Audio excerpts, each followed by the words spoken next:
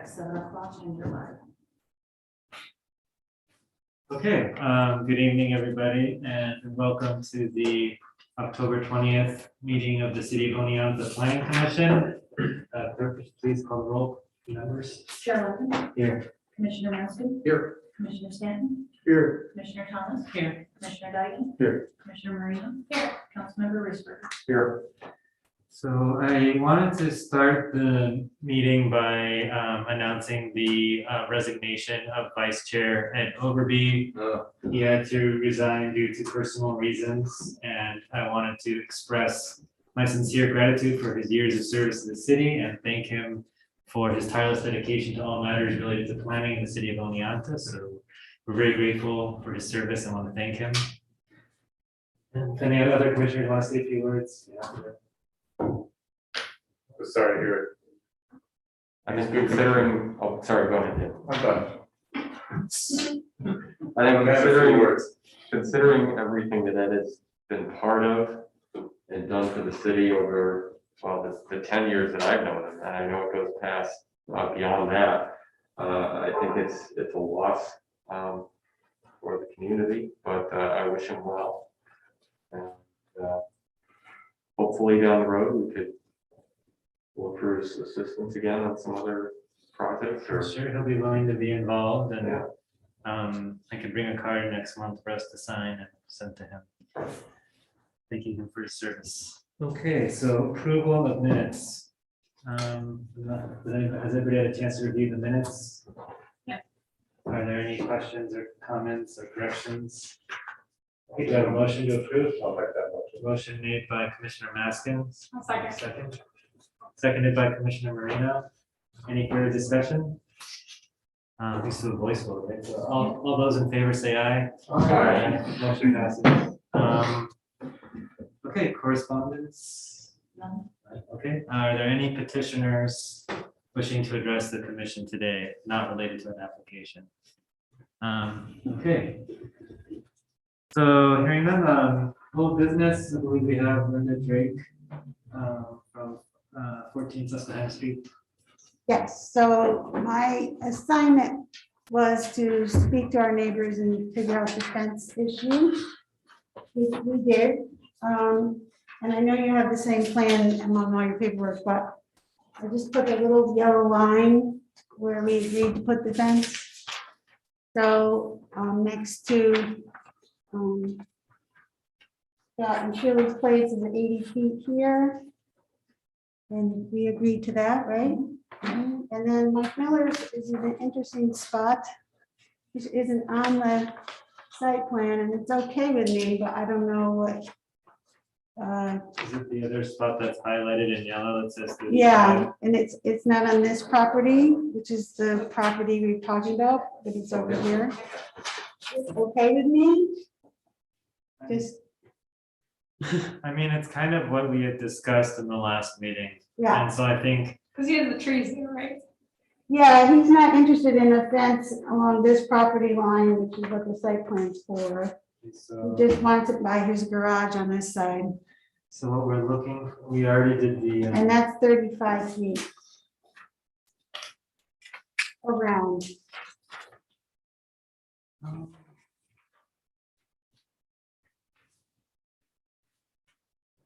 And then the second thing is just that I talked with Steve from the fence company, and he's fine with doing this for us, but he said with the way that the materials and stuff are backed up and all of that, that he wouldn't be able to get to it until spring. So it's, so But, Just so so just you for know. clarification from you, and I don't want to jump in here outside school, but you were going to winterize those properties, right? So they're not going to be occupied over the winter, correct? No, they're already winterized.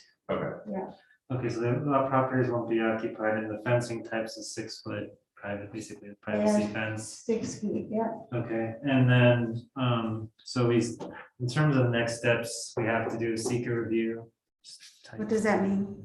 Or any like decision that a discretionary decision made by the planning commission has to be preceded by an environmental review, the project's environmental impacts. I mean, and any common sense thought, I guess perspective on the project will basically show that there's no environmental impact, but we have to do to follow state Okay. law. You know, so, and then we have to approve the site plan modification. We have to reapprove the site plan too. Well, so I mean, this would either be an approval of a site plan or I mean, approval of a modification, or in this case, I mean, this site plan will technically It's the end of the site invalidate plan. itself. So I mean, this is basically just And you, I mean, the fence has already been approved.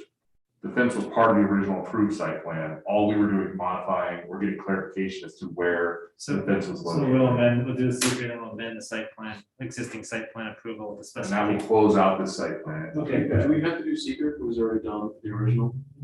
So I would say no, because the seeker's already been done. You're just approving, you're clarifying part of the approval process. Okay, so we can just say the seeker's already been done, it's already a type 2 action, this will have no, Right. It's nothing just a that'll modification change. to an already approved site plan. Okay. I wouldn't even call it modification. So it's a ministerial decision, then we're basically making a change Right. based on something that was already required, so it's not a discretionary. Okay, in that case, so if we would be looking for a motion to approve the modified site plan, the approval would be like to install a 6-foot privacy fence along the 2 defined properties in the site plan, basically, by spring, you know, assuming the supply chain issues addressed, but we just say by spring for now. I mean, you could make it as before the property can be reoccupied. Yeah, before the property can be reoccupied. I'll make that motion. Okay, motion made by Commissioner Maskin, second it. seconded by Commissioner Stanton. Any further discussion? Hearing none, clerk, could you please call the roll? Chair Robin? Yes. Commissioner Maskey? Yes. Commissioner Stanton? Yes. Commissioner Thomas? Commissioner Dyken? Yes. Commissioner Maria? Yes. Passes. Approved. Thank you very much. Thank you. So, new business. Paul Vandersonnen.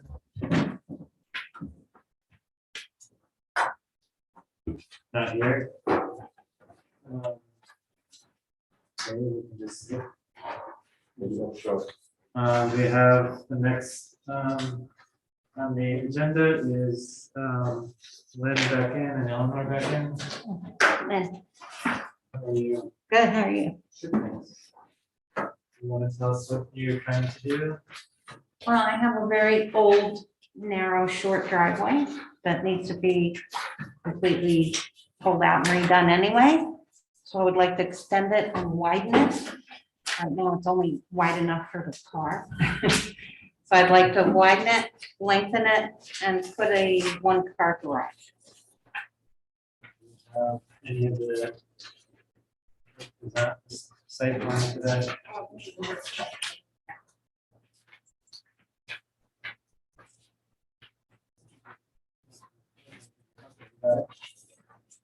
Okay.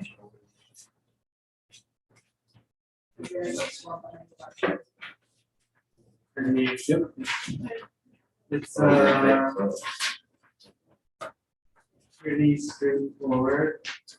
Maybe any questions about the site plan?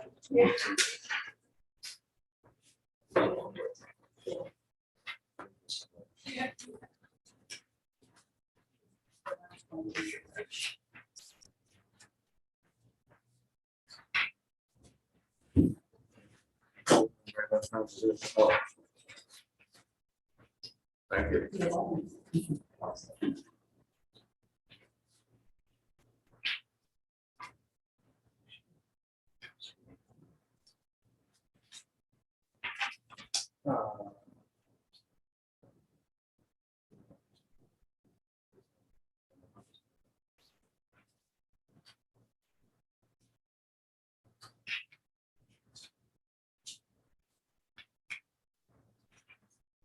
Danny, are you waiting for somebody to get the motion here? Just asking anyone any questions about the site plan? I hear none. I'd be looking for a motion to classify the proposed action as a type 2 action under seeker. Move to Classify the action as a And type it exists, that the presenter is an employee an opportunity to start legal. I don't believe there's a conflict of interest in this case, but I just wanted to check that. It's Planning board. better to abstain than- Yeah, I run into the same thing with OCCA. Well, yeah. I don't think we are. We have only everybody here. Oh, All right. Motion to classify the actions as type 2 action under seeker. Motion made by Commissioner Diagan, seconded by Commissioner Thomas. Any further discussion?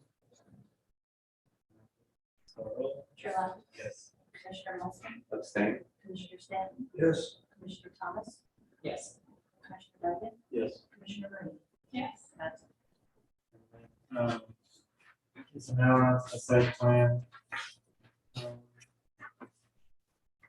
Do you have any questions or concerns about the site plan?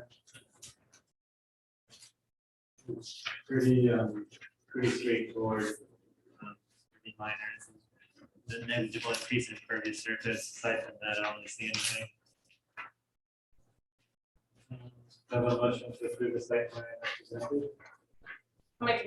Motion made by Commissioner Marino, but second. Seconded by Commissioner Diagan. Any further discussion? Clerk, could you please call roll? Chair Lund, Yes. Commissioner Wilson, Abstain. Commissioner Stanton, Yes. Commissioner Thomas. Yes. Commissioner Diamond, Commissioner Murray. Yes. Approved. Thank you very much.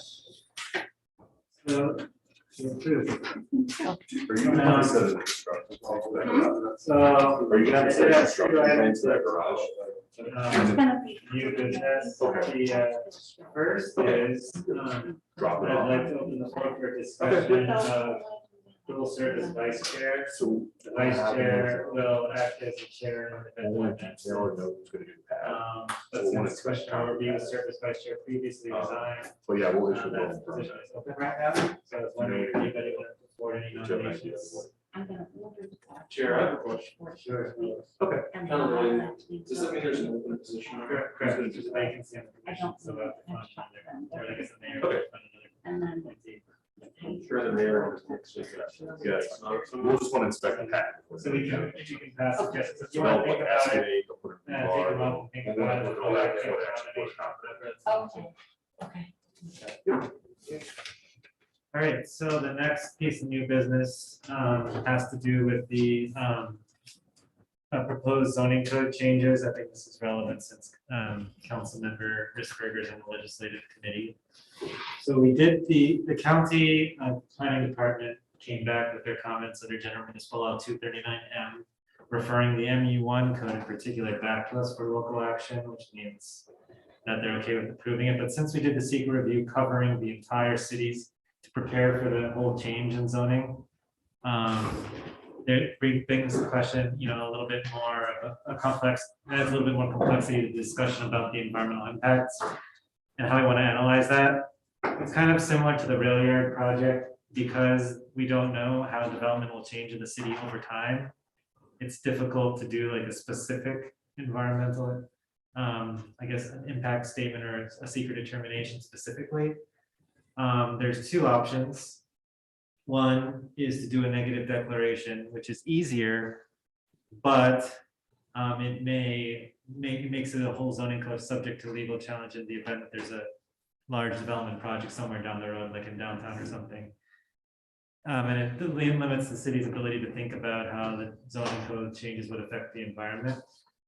The other side is to do a generic environmental impact statement, which would allow us to, kind of generally speculate about the possible environmental impacts of the changeover from the existing zoning code to a transect-based form-based code, I guess, how that would impact the city. And we don't have to be super specific, but we do have to kind of look at a possible worst-case scenario. What would happen if the city, developed 20 years down the road into, based with the form-based code, I guess that prioritized, smart growth, density, multimodal transportation, et cetera.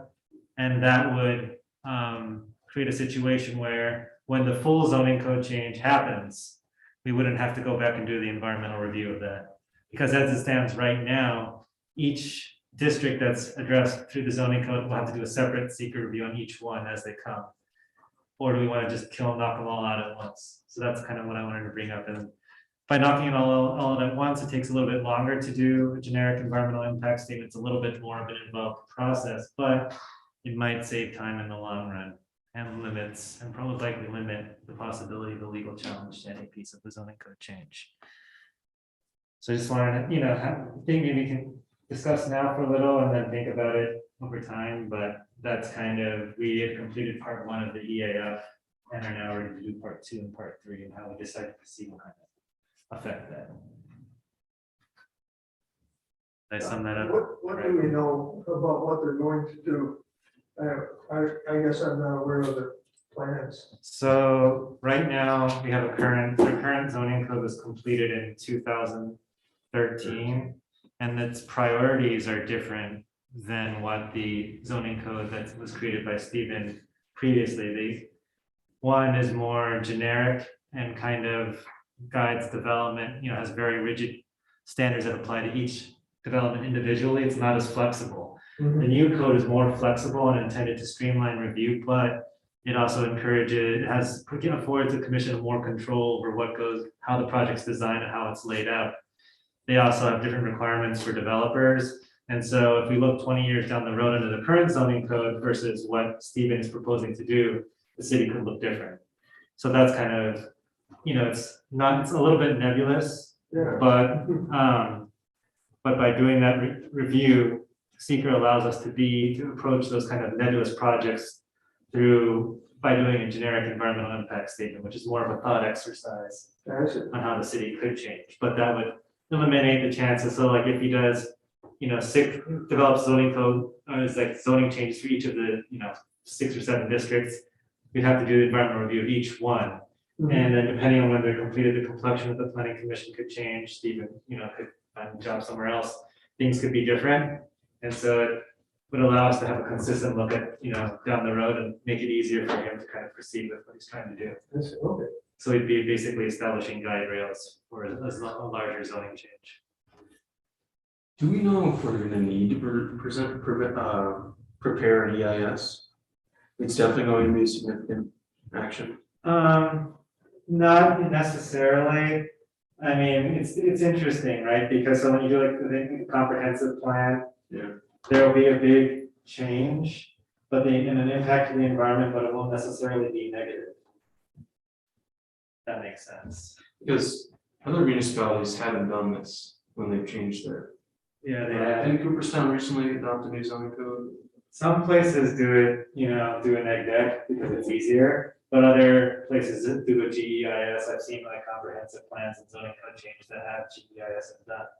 I don't mind, I was just clarifying. And then, I think that the other side is it's broad enough to be done, you don't have to be, it doesn't have to be like hundreds of pages like the rail yard one was. But it can be like, you just have to address potential environmental impacts. Like we say, what kind of permits people would have to apply for, and outline the parameters of what the purpose of the zoning code, what it's trying to achieve, et cetera. And then, every other project that could come in, they'll say that they'll likely trigger site plan review by the planning commission, have to go through that process as well. But it would allow us to not have to do seeker every time there's a zoning district change that seeker does. So rather than doing 7, we could do one broader one. How many zoning district changes do we have typically? Well, if you do it district by district, because I think there's. Like You'd be eliminating. I mean, you'd basically be like changing the whole zoning map kind of, because right now you've got 4R zones, you've got the university zone, you've got MU1 and 2, you've got a commercial zone. Probably like 8. I mean, is there a downside to doing it on a case by case basis? You have to individually review each seeker. I mean, you have to do a seeker for every. Yeah, we'd have to do a seeker review for every single one. But I mean, the other thing to think about is the council, I mean, they are attempting to get this reviewed and done in a fairly quick. So I mean, I don't know how long it would take to draft and submit a GEIS. Yeah, I mean, we'd have to do the scoping probably. So it'd be a few months at least, but then doing if you do it on a case by case basis, that could be doable as well. And I, have full faith that the commission will do a good job in reviewing each one as they come back. There's just two options. One is to, take longer, but do them all at once, or do it little by little. And then it's also possible that the city may not do a transit-based code throughout the entire city either. Right. But that's what we did for the seeker review. Well, given my massive lack of understanding of all of this, it would seem to me that a case-by-case basis would be safer. Unless we get some sort of a legal readout or something. Yeah, I mean, it'd be interesting since, the city would be doing its own seeker review, so then city staff, I'd be working with city staff, and we do the, drafting of that document, but I think, I'm fine with a negative declaration. But then I would specifically, since the action is to change over the entire zoning code, you probably have to maybe change that to the MU one if you do the only one, right? Yeah, I mean, so the common council declared themselves were an intent to be the lead agency on Tuesday. So then are we doing the secret review, or we just? No, so I think the intent is that the council was gonna use the planning commission's review of the drafting of it as part of the secret review. Oh, we didn't write anything. Yeah, so, Right. okay, so if that's good, so there's really no point in even discussing whether GIS is even necessary. Right, so what we would have to do is, I mean, the thought was if we were to do a GIS, my thought would be the planning commission could assist the council in drafting that document. So, but those decisions ultimately up to the council. I mean, they could theoretically do a neg deck for the entire transit code change too. But then the reasoned elaboration would have to look at everything. I think we can make recommendations. Yeah, we can. I think- Yeah, so I don't think the city council should be doing the secret review independently. I mean, I feel the planning commission's purpose is to provide. So they declared the intent to be lead agency, so then we would make a recommendation as to the steps they should follow and why. So maybe we would draft a resolution or a letter, call it a signed letter perhaps, or a resolution kind of outlining our reasoning. I mean, do we even need to do that? Can we just let Councilman Risberger know? We should do that in writing. Just so, Okay. I think that just, a verbal thing is probably, I don't know, just to be safe, I prefer it in writing. I would prefer it in writing. I think that's a better idea. Yeah, so we would draft a letter recommending a course of action, so if we have consensus, we can probably say there's two options that we discussed, and then outline the pros and cons, and then maybe our recommendation would be, I think, Commissioner Maskin said case by case basis, would everybody else agree with that? Yeah, Well, if we say we're gonna go down the GEIS route, then if we do that, then in that process, we're gonna determine significance. And if we determine it's not significant, then we're not gonna be drafting a In order to document. do the GEIS, the council would have to issue a positive declaration. Yeah, Outlining, I suppose, right. you But I know, guess we're sort of preemptively saying we're gonna issue a positive declaration. Yeah, if we go down that route, Sure. in order to do a GS, you need to do it. If you did a negative declaration, it doesn't, the review ends. Right. So I think that, we reviewed the code and then, but then, if we're thinking about the action as covering the entire city, I think that's, the question that we have to wrestle with, but we could recommend, we'd have to refer each successive zoning change to the county for 239M review. So we couldn't even, make, I guess, my understanding is that we couldn't make a final secret determination even, or I guess, a final action on the zoning code change until they reviewed each section, basically. Correct. So we could do it on a case-by-case basis, the secret review on a case-by-case basis, and the final approval of the entire code is in one ordinance. And then we could approve them in sections. With the final approval kind of covering everything to avoid a segmentation issue. I mean, the next question would be is how much of this code is. I mean, so some of this code will probably end up just moving into other zones, like like a T4 zone would probably be the equivalent of like maybe 2. So you might have some zoning boundaries that don't really change, and some zoning that doesn't really, you would just essentially take one district for another. Yeah, I mean, I think that, it also would be possible to do a negative, it's a matter of risk, right? So if you want to have the most thoughtful and defensible type of a secret review, would do a GEIS Right. and fully look at everything. But there's been no blowback otherwise. So, you theoretically could do a negative declaration, but then you would look at how the transit code would affect each environmental criteria and just write that all out. Yes.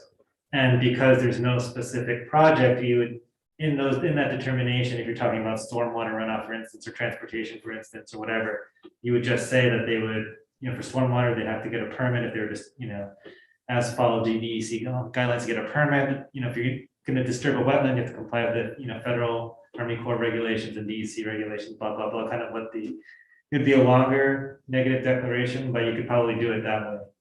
Because, looking at it rationally, it's unlikely to say that the change of a zoning code from one that's more environmentally impactful to one that's less will be a significant negative environmental impact.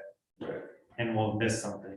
I don't see that. And then, there's some sensitivity over parking downtown.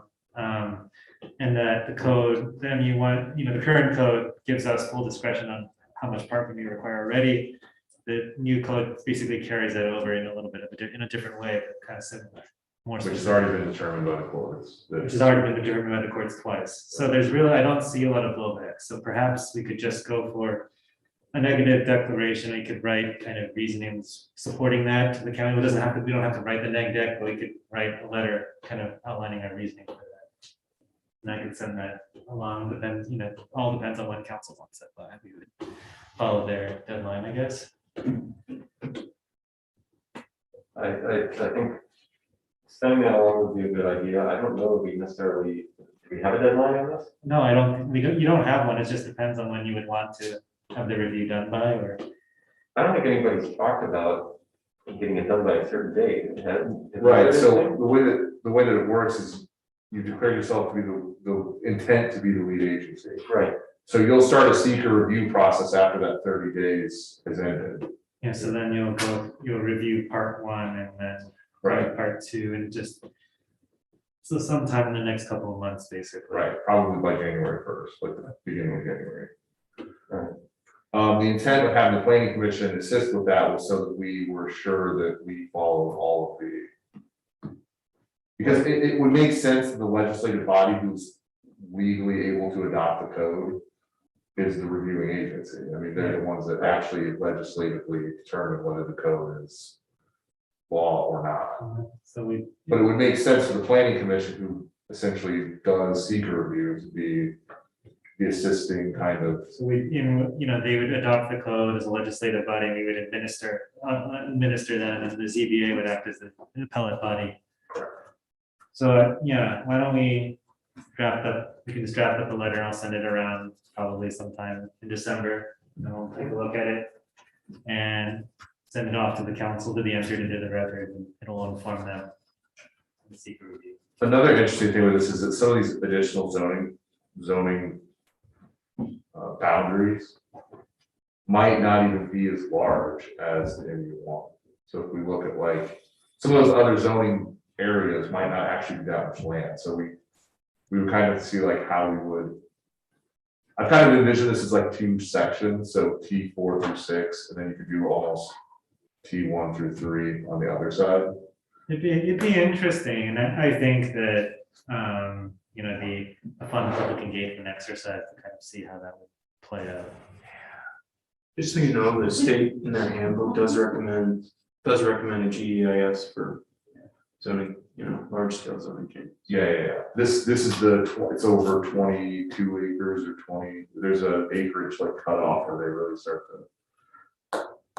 I don't know. Yeah, I think they select planning documents in general, like, for, there's one countywide plan, or I guess regional plan that I did for watershed stuff, and the county issued a neg deck for that. the zoning, a zoning change, it's recommended that it's a GEI to be prepared, but that's a recommendation also for like places like New York City, Rochester, Kingston, big cities too. I mean, for like, if we would have a GIS for like the comprehensive plan, this could have all been done under that. Yeah, that's true. And so that's, for future reference, that's a possibility, but I think we're, at a neg deck. And I think, also the MU1, it was an easy one to do the form-based code first, or the transit-based code first, because that boundary is already defined, but the other, as we develop more of the, I guess, implement a transit-based code throughout the entire city, the new boundaries it'll be an interesting exercise. But I think that doing, if the secret reviews one by one, we could probably use MU1 secret review as a template to guide us. The starting point as well, so maybe it'll be easier, but like I said, I think you have a good track record of those type of If we reviews. do it one by one, and we decide that we want to issue a positive declaration, or the city council decides they want it, and we do have to prepare an EIS, can we essentially just copy that each time? No, so I guess what would happen is, we would write the recommendation saying we think it should be a neg deck, and the common council says, no, we're gonna do a pos deck. They would probably you'd be, advised to do a GEIS. Okay. And then they would start that process and say, okay, planning commission, you can help us, or Stephen can do it, or whoever. Sorry. More work for you. But so that's what would happen. So we would just, in this case, my understanding is we'd be advising the council as the agency. Can we also in this letter include some of the recommendations made by the county Yeah, be changed? yeah, of Because there course. were changes that they. Yeah, there were. So I supplied a revamped definitions section per their recommendation. Can you send that to us? Yes, I sure can. Thank you. Okay. Are you set on that? So we'll get the letter done by December. Go from there. All right, so world's fastest planning commission meeting. Money in action number 2, right? Okay, so since Mr. Vandersummen did not show up, I guess I'll entertain a motion to table his application to next month. So, Motion made by Commissioner Haskin, seconded by Commissioner Stanton. Any further discussion? Hearing none, I guess we could just do a voice vote. All those in favor of tabling? Yeah. Aye. Yeah. Motion passes. Okay, adjourned. Thank you, Danny.